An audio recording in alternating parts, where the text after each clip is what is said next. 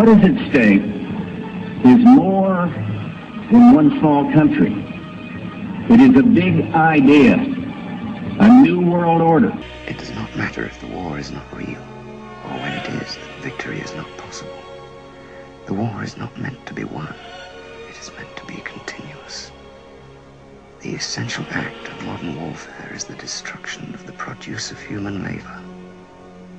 A hierarchical society is only possible on the basis of poverty and ignorance. In principle, the war effort is always planned to keep society on the brink of starvation.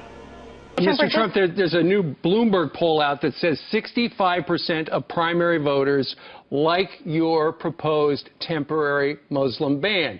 In the meantime, you turn on the television, it seems like, you know, every commentator hates the idea. The Republican elites, the Republican establishment teamed up with the Democrats, it looks like, where they're all trying to take you down.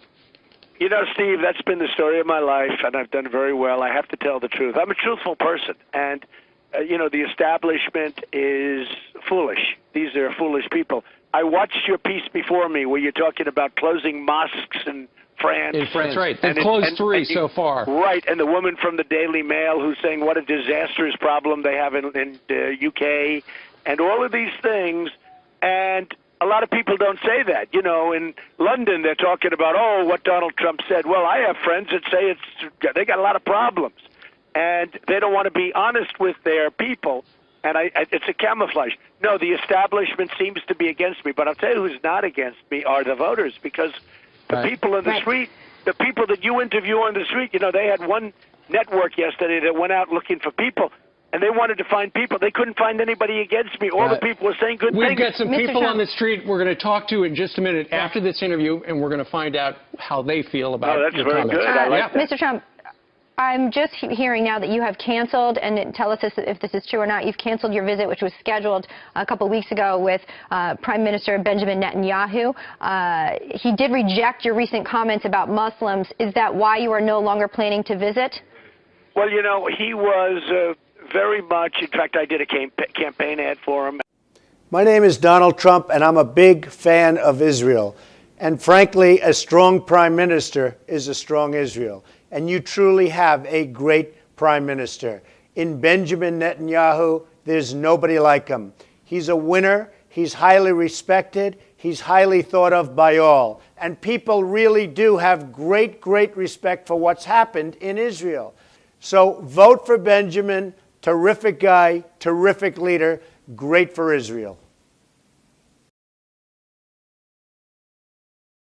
And I saw people, and I saw them on television, and I read about it on the internet. Donald Trump is doubling down with his claim that he saw Muslims in Jersey City celebrating on 9/11. At a campaign event in Columbus last night, he quoted a Washington Post article published a week after 9/11. In Jersey City, within hours of two jetliners plowing into the World Trade Center, law enforcement authorities detained and questioned a number of people who were allegedly seen celebrating the attacks and holding tailgate style. Tailgate, you know what that means? Tailgate. That means football games, Ohio State, thousands of people. Trump says the article proves he's telling the truth. But the reporter who wrote the article says, I certainly do not remember anyone saying that thousands or even hundreds of people were celebrating. That was not the case. Tuval Aviv is a counterterrorism advisor to the U.S. Congress, but was once a spy for Israel's Secret Service Mossad. He says Urban Moving was a front company for Israeli intelligence, and that some of its workers were spying illegally in the U.S. Israel has engaged in intelligence gathering in friendly countries. Some of it is done with permission, and some of it probably has been done without permission in areas that is vital to Israeli interest, where large Arab communities operate and live, where there's a lot of fundraising for terrorist activities in the Middle East. That's the old undercover. This is the old way of gathering intelligence, which America has not used. If a decision is being made to put a bomb under a building, during and after prayer on a Friday night in a mosque, you have to be in the mosque. You will not be able to do it from a satellite. Sources close to Israeli intelligence have told Channel 4 that urban moving produced no information that could have prevented 9/11. But whatever the truth of the conspiracy story, it's flushed out the possibility that Israel spies on America, its closest ally, an espionage tactic that both governments would prefer kept secret. There are certain type of information that and methods of collections that you don't want to share with the local host country.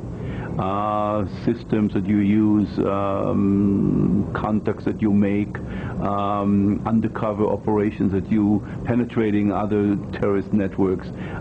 Those types of information you don't share with anybody. The urban moving five were eventually deported to Israel for visa violations. Channel 4 understands, from sources close to US intelligence, that the condition of their release was that Israel promised not to spy in the US without permission. Then, as now, the Israeli government publicly denies it spies in the US. You know, in 1995, I wrote a book called Fighting Terrorism, and I said that if we don't arrest the tide of Islamic militant terrorism, militant Islamic terrorism, then the next thing that will be is not a car bomb in the World Trade Center, but a nuclear bomb. Now, it wasn't a nuclear bomb. It was a 350-ton conventional bomb. But I'm sure you don't doubt, and nobody who listens to us now doubts, that if these maniacal movements and the regimes that support them develop nuclear weapons, they will use them. And then you're talking about not the horrendous casualties. And by the way, it breaks the heart just to listen to the stories that you gave earlier. Now imagine that the horrific toll, as horrific as it is today, would pale in comparison to hundreds of thousands or millions of casualties. What is important to understand is that you have to dismantle the entire terror empire, and especially before its main practitioners, the terror states of Iran and Iraq, acquire nuclear weapons. And this, I think, has been a wake-up call from hell.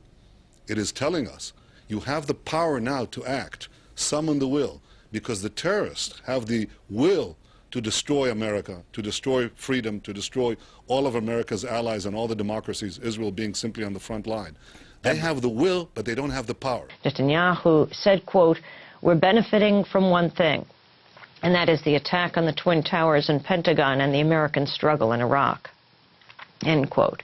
Netanyahu then reportedly said these events, quote, "swung American public opinion in our favor." When we see Islamic State committing atrocities week after week, day after day,